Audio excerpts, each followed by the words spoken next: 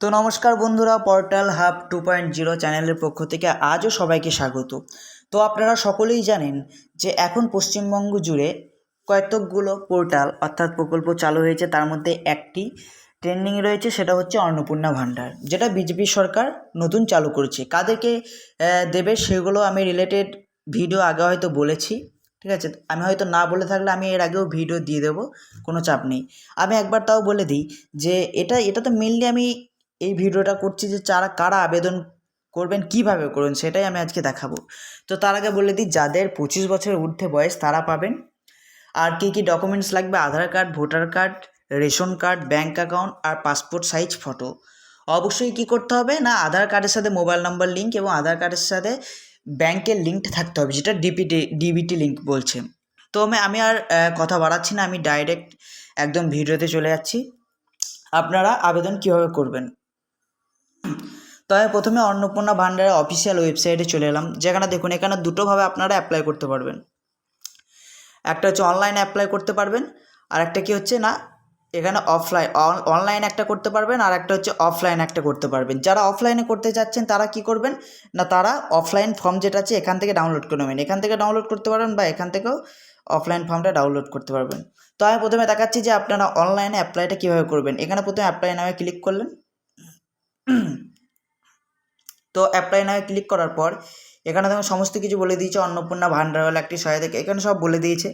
আবেদন করার ধাপ বলে দিয়েছে, নিজের নাম, মোবাইল নম্বর, ঠিকানা দিতে বলেছে, ডকুমেন্ট আপডেট করতে বলেছে এবং আবেদনটা সাবমিট করতে বলেছে। তো আমি আস্তে আস্তে নিচে গেলাম। নিচে আসার পর এখানে বলছে আপনার সম্পূর্ণ নাম দিতে বলছে। তো আমি এখানে সম্পূর্ণ নাম দিচ্ছি। এখানে মোবাইল নাম্বার দিতে বলেছে,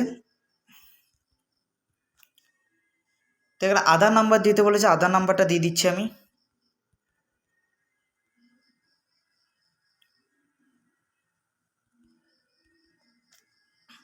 এবার কার জেলা, ঠিক আছে, কারো বাঁকুড়া জেলা হলে বাঁকুড়ার জেলা দেবেন, দার্জিলিং হলে দার্জিলিং দেবেন, হুগলি হলে হুগলি দেবেন, হাওড়া হলে হাওড়া দেবেন, ঠিক আছে। এগুলো যে যার যা আছে জেলা রয়েছে সেই জেলাগুলো দিয়ে দেবেন।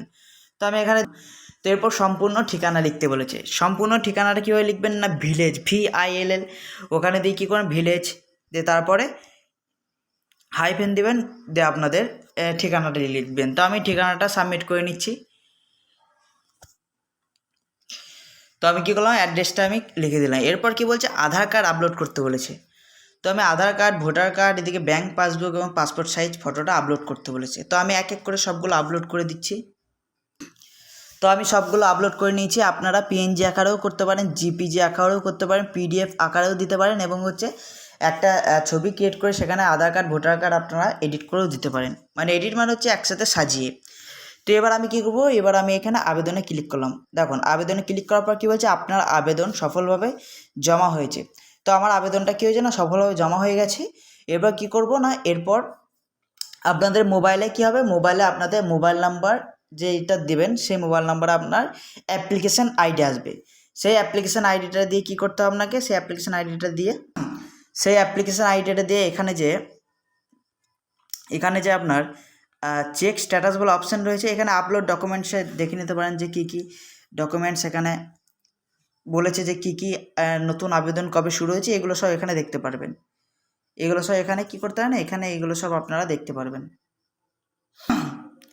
এছাড়া এখানে দেখুন কন্ট্যাক্ট যদি করতে চান তো এখানে কন্ট্যাক্টও করে নিতে পারবেন। সমস্ত কিছু দেওয়া আছে। হয়তো আপনার টাকা ঢুকতে প্রবলেম হচ্ছে,